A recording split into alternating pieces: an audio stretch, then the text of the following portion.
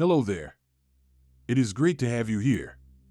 Today, we are going to explore a concept that might just change the way you look at your daily to-do list and your long-term career. Have you ever felt like you spend your entire day being incredibly busy, yet at the end of it, you realize you haven't actually accomplished anything of substance? You have answered dozens of emails, attended 3 meetings, and kept up with every notification on your phone, but that big project, the one that actually requires your best thinking, hasn't moved an inch. If that sounds familiar, you are certainly not alone. Most of us are living in a state of constant fragmentation, where our attention is pulled in 1,000 different directions at once. The book we are discussing today is designed to be an antidote to that specific modern struggle. Its main purpose is to show you that the ability to focus without distraction on a cognitively demanding task is not just a nice skill to have, but a superpower in our 21st century economy. The author, Cal Newport, argues that we have moved away from a world where showing up and being busy was enough, and into a world where the highest rewards go to those who can produce elite-level work at a high speed. To do that, you need a specific type of practice called deep work. As we go through this summary, there are 2 or 3 high-level ideas I want you to keep in mind. First, we will look at the idea that not all work is created equal. There is a massive difference between the shallow tasks that keep us busy and the deep efforts that create real value. Second, we will explore why our brain actually craves this depth, not just for productivity, but for a sense of meaning and satisfaction. Finally, we will see that focus isn't just a habit, it is a muscle that most of us have allowed to atrophy, and we need a structured plan to build it back up. By the end of this session, you will understand why depth is becoming increasingly rare just as it is becoming increasingly valuable. It is a shift in perspective that helps you move away from the noise and toward the work that truly matters. If you find this summary helpful and want to see more content like this to help you master your mind and your time, please take a moment to like, share, and subscribe. Mastering the core pillars of focus. To understand the core of this philosophy, we have to start by defining what we are actually talking about when we say deep work. In the simplest terms, deep work refers to professional activities performed in a state of distraction-free concentration that push your cognitive capabilities to their absolute limit. These efforts create new value, improve your skill, and are very hard to replicate. On the flip side, we have what is called shallow work. These are the non-cognitively demanding, logistical-style tasks, often performed while distracted. These efforts tend not to create much new value in the world and are very easy to replicate. The importance of this distinction cannot be overstated. We live in an age where most people spend their time in a blur of shallow work. They are constantly checking Slack, refreshing their inbox, and jumping from one minor task to another. While this makes you feel busy, it doesn't actually move the needle on the things that define a successful career or a fulfilling life. The book argues that if you want to remain competitive, you have to prioritize the deep over the shallow. This is because the world is changing. Information is everywhere, but the ability to synthesize that information and create something complex is rare. If you can become one of the few who cultivates the ability to go deep, you will have a massive advantage over everyone else who is drowning in the shallow end of the pool. Think of it like a master craftsman in the old world. A woodworker doesn't get better by just moving tools around his shop. He gets better by spending hours of intense focus on a single intricate joint. Our modern knowledge work is no different, even if our tools are keyboards and screens instead of chisels and saws. Now we move to the next point, which explores why this depth is becoming an absolute necessity in our modern economy rather than just a luxury. As the economy shifts, there are 2 groups of people who are poised to succeed: those who can work with complex machines and those who are stars in their field. To join either of these groups, you need 2 core abilities. First, you must be able to quickly learn hard things. Second, you must be able to produce at an elite level in terms of both quality and speed. Both of these abilities depend entirely on your capacity for deep work. If you cannot focus, you cannot learn complicated new systems or languages quickly. If you are constantly interrupted, your brain never reaches the state of flow required to produce something truly great. The reason focus is so vital for learning is rooted in how our brains function. When you focus intensely on a specific skill or piece of information, you are literally firing a specific neural circuit. Over time, this repetitive firing triggers cells called oligodendrocytes to wrap layers of myelin, a fatty tissue, around the neurons in that circuit. This myelin acts as insulation, allowing the electrical signals to travel faster and more efficiently. In short, focus makes you smarter and faster at a specific task. But here is the catch: if you are distracted, you are firing too many different circuits at once, and the myelin never builds up where you need it most. You end up being sort of good at many things, but a master of nothing. Now we move to the next point, where we look at the psychological and neurological reasons why a deep life is actually a more satisfying life. It is a common mistake to think that a life of ease and relaxation is the key to happiness. However, the research presented in the book suggests the opposite. We are actually at our happiest when we are immersed in a difficult but rewarding challenge. This is often referred to as a flow state. When you are deep in a project, your sense of time vanishes and your ego falls away. You are simply doing. This state is inherently rewarding. Beyond just the feeling of flow, there is a neurological argument for depth. Our brains build our world based on what we pay attention to. If you spend your day focusing on the frustrations of your inbox or the latest outrage on social media, your brain perceives your world as a stressful, shallow place. But if you spend your hours focused on a difficult problem or a beautiful piece of work, your brain views your life as meaningful and productive. The deep life isn't just about getting more done, it is about protecting your mental space so that you can live a life that feels significant.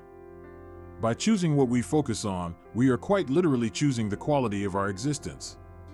Now we move to the next point, which discusses the specific strategies or philosophies you can use to actually integrate this depth into a busy schedule.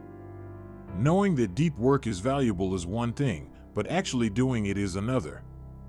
The book explains that we cannot simply rely on willpower. Willpower is a finite resource that gets depleted as the day goes on. If you wait until you feel like focusing, you probably never will, because the pull of easy, shallow distractions is too strong. To solve this, you need a philosophy of depth that fits your specific life and job. The first approach is the monastic philosophy. This is for people who can afford to cut themselves off from the world almost entirely. Think of an author who moves to a cabin in the woods for 3 months to finish a manuscript. They eliminate all shallow obligations to maximize their deep output. While effective, this isn't realistic for most people who have jobs that require some level of communication. The second approach is the bimodal philosophy. This involves splitting your time between a clearly defined deep period and a shallow period. For example, you might spend 4 days a week in total isolation working on a big project, and then spend the remaining 3 days taking meetings and answering emails. Or, you might do this on a smaller scale, where you are monastic for the first 2 hours of every day before opening your laptop to the world. The third approach is the rhythmic philosophy. This is perhaps the most common for people with traditional jobs. It involves turning deep work into a regular habit, a rhythm. You decide that every morning from 6 a.m. to 8 a.m. is your deep work time. You don't think about it, you don't decide on it each day, you just do it, much like brushing your teeth. This removes the need to use willpower to get started. Finally, there is the journalistic philosophy. This is for the pros who can shift into a deep state at a moment's notice whenever they find a free block of time. If a meeting gets canceled, they immediately go deep.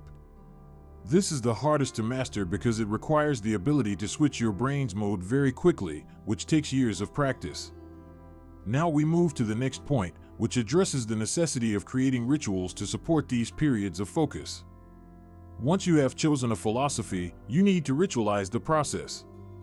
A deep work ritual helps your brain transition from the distracted state of normal life into the focused state of high productivity. To make a ritual effective, you need to answer a few specific questions. First, where will you work and for how long? Having a dedicated space that is only for deep work can act as a powerful cue for your brain. Second, how will you work once you start? Will you ban all internet use? Will you have a specific metric, like pages written or lines of code completed? Third, how will you support your work? This includes things like having the right materials, a cup of coffee, or even light exercise before you start. The goal of the ritual is to remove any friction. If you have to spend 20 minutes looking for your notes or clearing off your desk, you are wasting the mental energy you need for the work itself. By automating the startup process, you save your cognitive resources for the actual task at hand.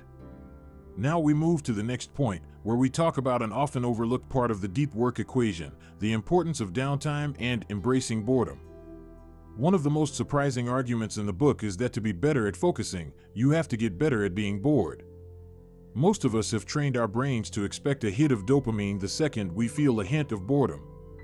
If we are waiting in line at a grocery store or sitting at a red light, we immediately reach for our phones. This has a devastating effect on our ability to focus. If your brain is wired to expect constant novelty, it will struggle when you sit down to do deep work, because deep work is often boring in the sense that it doesn't offer immediate, easy rewards. To fix this, you have to practice being bored. You have to teach your brain that it is okay to not have constant stimulation. This means intentionally looking for moments throughout the day where you choose not to check your phone. By doing this, you are strengthening your focus muscle. In addition to practicing boredom, you must also embrace true downtime. The book argues that you should have a hard shutdown time at the end of every workday. Once that time hits, you do not check email, you do not think about work problems, and you do not lightly browse professional websites. Your brain needs rest to recharge the energy required for the next day's deep work. There is a psychological phenomenon where our unconscious mind continues to work on difficult problems while we are resting. If you never truly shut down, you deny your brain the chance to process information in the background, and you will find yourself starting the next morning already feeling depleted. Now we move to the next point, which deals with the controversial but necessary step of reevaluating our relationship with social media and digital tools. In the modern world, we tend to adopt what the book calls the any-benefit approach to digital tools. This is the idea that if a tool, like social media, a specific app, or a news site, offers any potential benefit, then it is justified to use it. If you can find one positive thing about being on a certain platform, you feel like you have to be there. But the problem with this logic is that it ignores the very real costs associated with these tools. Every app you use and every network you join is a new tap on your limited supply of time and attention. Instead of the any-benefit approach, the book suggests we should adopt the craftsman approach to tool selection. A craftsman doesn't just use any tool that looks interesting, they carefully select tools that have a significant positive impact on their core goals and ignore everything else. To apply this, you first have to identify the main goals in your professional and personal life. Once those are clear, you look at each tool you use and ask, does this tool significantly contribute to these goals, or is the benefit only marginal? If the benefit is small, but the cost to your focus is high, you must have the courage to stop using it. This doesn't mean you have to live like a hermit, but it does mean you have to be honest about how much these platforms are actually helping your work versus how much they are simply serving as a distraction from the difficult task of thinking. We often fear that if we leave a platform, we will miss out on something important or lose touch with people. However, the book argues that if your work is high quality and valuable, the right people will find you, and the most important information will reach you. The cost of being connected is often the very depth that would make you successful in the first place. Now we move to the next point, which takes this idea a step further by looking at how we manage our time on a granular level to protect our deep work sessions. To truly drain the shallows, as the book puts it, you have to change how you view your workday. Most people approach their day as a reactive experience. They show up, see what emails have arrived, see who is calling them, and then try to fit their actual work into the gaps. If you want to cultivate depth, you must reverse this. You have to take control of your schedule by planning every minute of your day. This might sound restrictive or even obsessive, but the goal isn't to turn yourself into a robot. The goal is to be intentional. When you sit down at the start of your day and assign a task to every block of time, you are forced to confront the reality of how little time you actually have. You start to see that checking email isn't a 5-minute task, it's a 30-minute block that eats into your most productive hours. By scheduling your day, you create containers for deep work. You can look at your calendar and see a 3-hour block dedicated solely to a specific project. During that time, because it is on the schedule, you have given yourself permission to ignore everything else. An essential part of this scheduling process is also deciding how deep a specific task is. The book suggests a simple test. How long would it take to train a smart recent college graduate with no specialized background to complete this task? If it would only take them a week or two, the task is shallow. If it would take them months or years of study, it is deep. By evaluating your tasks this way, you can start to see how much of your day is filled with busy work that isn't actually moving your career forward. The objective is to gradually shift your schedule so that the deep blocks outweigh the shallow blocks. Now we move to the next point, which introduces a specific strategy for maintaining a high level of output without burning out: fixed schedule productivity. It is easy to assume that the only way to do more deep work is to work more hours. We see the image of the successful executive or researcher working 16-hour days and think that is the price of greatness. However, the author argues for the opposite, a concept called fixed schedule productivity. This means you set a firm limit on when you will stop working each day. For many, this might be 5 p.m., and then you work backward from that deadline to figure out how to be as productive as possible within those hours. When you have a fixed ending to your day, you are forced to become ruthless with your time. You can't afford to spend 2 hours in a pointless meeting or an hour scrolling through news sites if you know you have to finish your core tasks by 5 p.m. This constraint creates a scarcity of time that naturally pushes you toward deep work and away from the shallows. It forces you to say no to requests that don't align with your goals and to find more efficient ways to handle the shallow tasks that are truly necessary. This approach also protects the downtime we discussed earlier. By having a firm cutoff, you ensure that your brain has the space to rest and recover. High-level performance requires intense periods of focus followed by intense periods of relaxation. If you are constantly half-working until 9 o'clock or 10 p.m., you are never reaching the peak of focus or the depth of rest.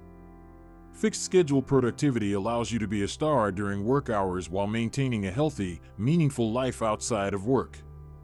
Now we move to the next point, where we examine the idea of productive meditation and how it can help you solve complex problems while you are physically active. Just because you are away from your desk doesn't mean your mind has to be idle. Productive meditation is the practice of taking a period in which you are occupied physically but not mentally, such as walking, jogging, driving, or even showering, and focusing your attention on a single, well-defined professional problem. This is a great way to squeeze more deep thinking out of your day without adding more hours to your workspace. However, this is much harder than it sounds. Your mind will naturally want to wander. You'll start thinking about a problem, and 30 seconds later, you'll find yourself thinking about what you want for dinner or a conversation you had yesterday. The key to productive meditation is to treat it like a workout. Every time your mind wanders, you must gently but firmly pull it back to the specific problem at hand. By practicing this, you are doing two things. First, you are often making real progress on difficult tasks because you are giving your unconscious and conscious mind space to connect ideas. Second, and perhaps more importantly, you are training your attention.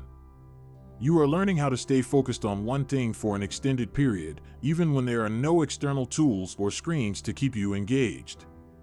Over time, this makes the deep work you do at your desk much easier and more effective.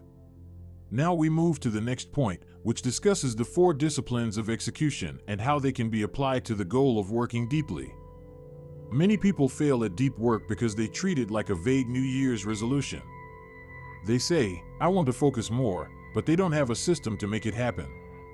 To bridge the gap between knowing you should work deeply and actually doing it, the book suggests borrowing 4 disciplines from the world of business management. The first discipline is to focus on the wildly important. You shouldn't try to be deep in every area of your life at once. Pick 1 or 2 specific, high-value goals that require deep work and make those your priority. The second discipline is to act on lead measures. In the context of deep work, the lag measure is the final result, the finished book or the completed research paper. You can't control the lag measure directly. Instead, you focus on the lead measure, which is the number of hours you spend in a state of deep work. This is something you can control and track daily. The third discipline is to keep a compelling scoreboard. You should physically track your deep work hours. Whether it's a check mark on a calendar or a tally in a notebook, seeing your progress creates a sense of motivation. It turns your work into a game where you are trying to beat your previous week's score. Finally, the fourth discipline is to create a cadence of accountability. This means reviewing your performance regularly, perhaps once a week, to see what went well, where you got distracted, and how you can improve your rituals for the coming week. By treating your focus like a business objective, you move it from the realm of feeling into the realm of execution. Now we move to the next point, which explores the role of collaboration in deep work and how the hub-and-spoke model can optimize both social connection and intense focus. There is a common misconception that deep work must always be a solitary endeavor. We often imagine the lone genius locked away in a room, but the reality of modern work is that we frequently need the input and spark of others to solve the most difficult problems. The book introduces the hub-and-spoke model of office design to address this. The spokes are the private, quiet spaces where individuals can retreat for intense, uninterrupted deep work. The hub is the central area where people naturally cross paths and exchange ideas. The importance of this model lies in the balance between serendipitous connection and deep execution. If you only have hubs, like the modern open office plan, everyone is constantly distracted, and no one can actually finish the work they've discussed. If you only have spokes, you risk missing the creative breakthroughs that come from a casual conversation by the coffee machine. The key to collaborative deep work is to use others to push you toward a new level of depth. Sometimes, working on a whiteboard with a colleague can force your brain to stay engaged with a problem longer than if you were alone. However, the rule remains the same. Once the collaborative spark happens, you must return to your spoke to do the heavy lifting of turning that idea into reality. A great example from the book is the history of Bell Labs. They intentionally designed their building with incredibly long hallways that forced researchers from different departments to walk past each other's offices. This created constant, unplanned interactions. But, and this is the crucial part, each of those researchers still had a private office where they could close the door and focus for hours. They had the best of both worlds, the hub for ideas and the spoke for the deep work required to prove them. Now we move to the next point, which explores a concept called attention residue and why even a quick check of your inbox can sabotage your productivity for much longer than you realize. Most of us think that if we quickly check a notification and it only takes 30 seconds, we can jump right back into our deep task without any loss of performance. Science tells a different story. When you switch from task A to task B, your attention doesn't follow you immediately. A portion of your attention stays stuck on task A. This is what the author calls attention residue. If you are working on a difficult report and you just quickly check a Slack message about a different project, your brain is now split. Even when you look back at your report, part of your mind is still processing that Slack message. This residue is especially thick if the distraction was unresolved, like an email that requires a difficult answer you haven't thought of yet. Because your brain is now fragmented, your performance on the deep task drops significantly. You work slower, you make more mistakes, and you fail to see the complex connections required for high-level output. This is why batching your shallow work is so important. If you check email 10 times an hour, you are living in a permanent state of high attention residue. You are never actually using your full brain on the task at hand. By creating long, unbroken blocks for deep work, you allow the residue from previous tasks to clear, giving your mind the clean slate it needs to perform at an elite level. Think of it like a heavy freight train. It takes a lot of energy to get it up to full speed. Every time you quickly check a distraction, it's like slamming on the brakes. Even if you only stop for a second, it's going to take a long time and a lot of fuel to get that train back to top speed. Now we move to the next point, which provides practical strategies for draining the shallows, specifically when it comes to communication and being hard to reach. Since shallow work, like email and administrative tasks, is the biggest enemy of deep work, we have to find ways to minimize it without being unprofessional.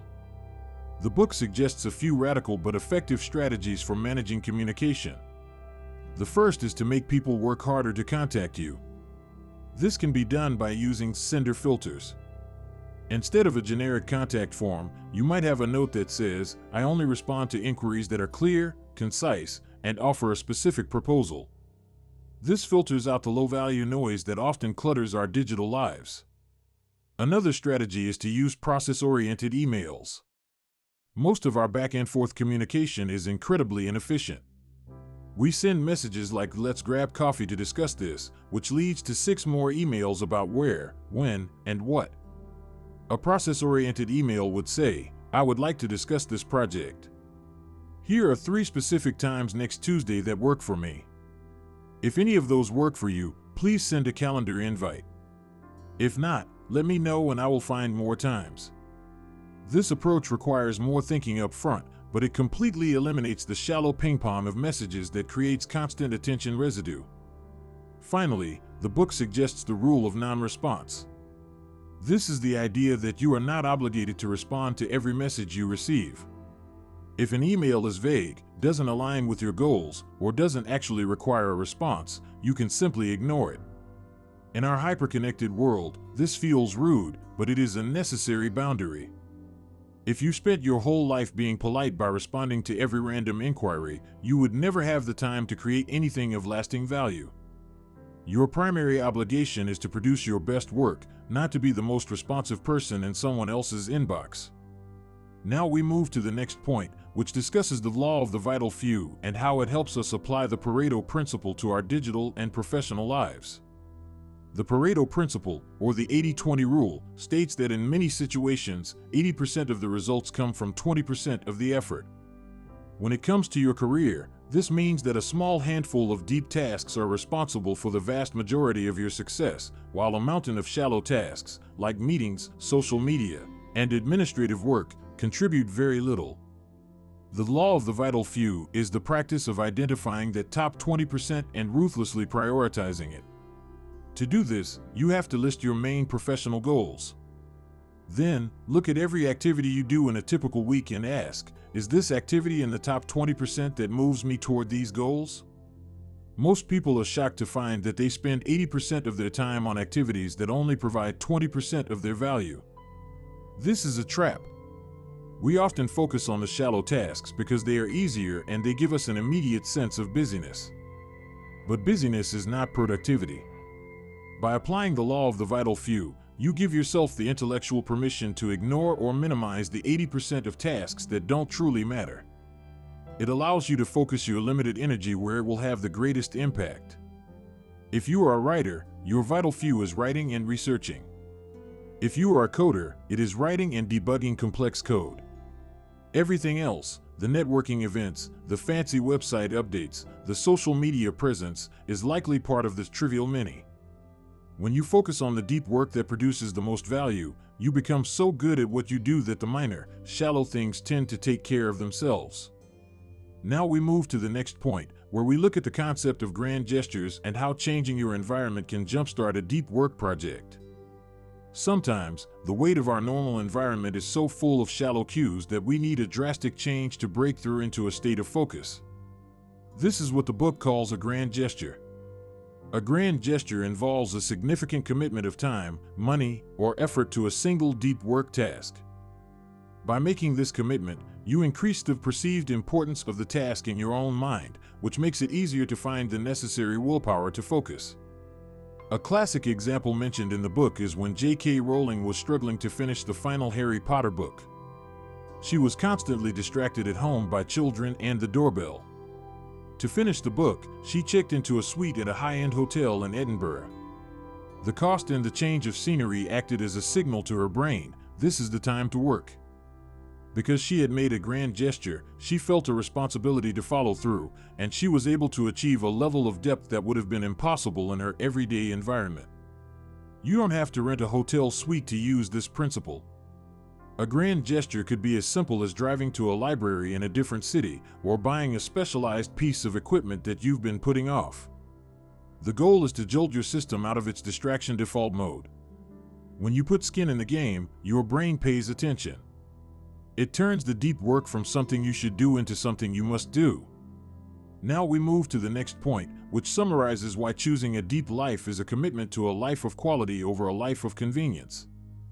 As we come to the end of our exploration into the philosophy of focus, it is important to recognize that choosing a deep life is about much more than just increasing your output or getting a promotion. It is a fundamental commitment to a life of quality over a life of convenience. In our modern world, the path of least resistance is the shallow path. It is easy to spend your days reacting to notifications, attending unnecessary meetings, and scrolling through endless feeds of information.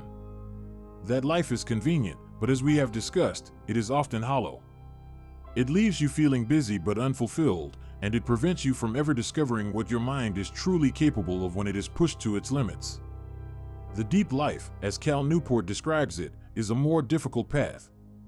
It requires you to set boundaries that others might find strange. It requires you to say no to things that are popular but trivial. It requires you to sit with the discomfort of boredom and the frustration of a difficult problem without reaching for a digital escape. But the rewards on this path are far greater than the effort required to walk it. When you commit to depth, you aren't just becoming more productive, you are becoming more present. You are building a life where your days are defined by meaningful achievements rather than by a blur of busyness. As mentioned earlier, your brain builds its world based on what you pay attention to. By reclaiming your focus, you are reclaiming your life. You are deciding that your time and your cognitive energy are your most valuable resources, and you are choosing to invest them in the things that truly matter. Whether you are an artist, a scientist, a writer, or an entrepreneur, your ability to go deep will be the factor that separates your work from the noise of the crowd. This transition doesn't happen overnight. It is a practice, a discipline, and a muscle that you build 1 hour at a time. Start small. Create a single deep work ritual. Practice being bored for 5 minutes a day. Choose one shallow tool to eliminate. Over time, these small shifts will accumulate, and you will find that the state of deep concentration, which once felt so elusive, becomes your most natural and rewarding way of being in the world. The world will always try to pull you back into the shallows. There will always be a new app, a new notification, and a new reason to fragment your attention. But now, you have the tools and the understanding to resist that pull. You know that depth is becoming a superpower, and you know how to cultivate it. The choice to live a deep life is yours to make every single morning. It is a commitment to excellence, to meaning, and to the incredible power of a focused mind. Thank you for spending this time with me today to dive into these ideas. I hope they serve you well as you go out and do your most important work.